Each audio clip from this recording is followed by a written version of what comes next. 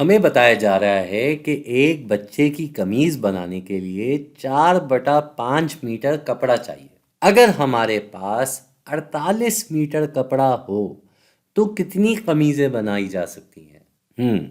تو اس سوال کو حل کرنے کے لیے ہمیں دو اہم چیزیں بتائی گئی ہیں۔ پہلی بات تو یہ کہ ایک قمیض کے لیے کتنا کپڑا چاہیے اور ہمارے پاس کتنا کپڑا موجود ہے۔ اب اس کو مزید سمجھنے کے لیے ہم کچھ آسان نمبر کو لے کے سمجھ لیتے ہیں، جیسے کہ ایک قمیض کو بنانے کے لیے 2 میٹر کپڑا چاہیے اور ہمارے پاس 10 میٹر کپڑا ہے۔ 10 میٹر، تو اگر ہمیں 10 میٹر سے قمیضیں بنانی ہیں اور 2 میٹر لگتے ہیں ایک قمیض بنانے کے لیے، تو 2 قمیضوں بنانے کے لیے کیا لگے گا؟ 2 میں 2 جمع ہو کے 4 بن جائے گا۔ 3 قمیضوں کے لیے کیا ہو جائے گا؟ 2 میں 2 3 مرتبہ جمع ہو جائے گا اور 6 آ جائے گا۔ اسی طریقے سے 10 میٹر کے لیے کتنی دفعہ قمیضیں بن سکتی ہیں؟ ہم 10 کو 2 سے تقسیم کر دیں گے، یعنی کہ 5 قمیضیں بن سکتی ہیں۔ تو ادھر بھی ہمیں کیا کرنا ہے؟ ہمارے پاس جتنا کپڑا موجود ہے اس کو ہمیں تقسیم کرنا ہے، کس سے؟ اس مقدار سے جو ایک قمیض بنانے کے کام آتی ہے، 4/5۔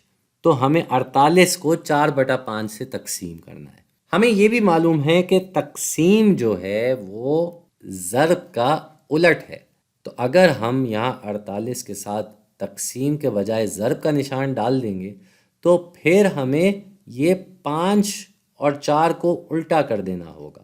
5 اوپر آ جائے گا، 4 نیچے آ جائے گا، کیونکہ دیکھیں نا یہاں بھی 48 4 سے تقسیم ہو رہا تھا اور یہاں 4 نیچے آ گیا، تو ادھر بھی یہ 4 سے تقسیم ہی ہو رہا ہے۔ تو بس ہم نے اس کو اس طریقے سے لکھ دیا ہے کہ آپ کے لیے آسانی ہو۔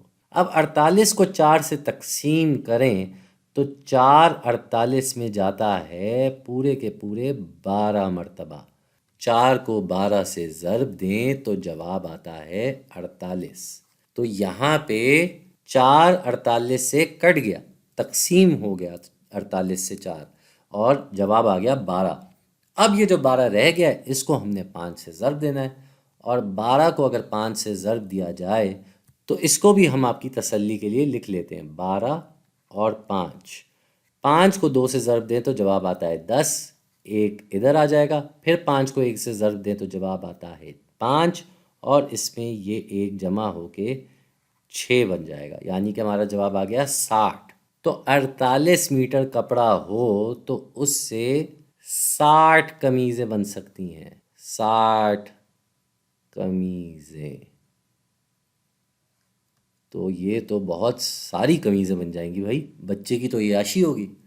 خیر، یہ کچھ اس طریقے سے سوال حل ہوگا۔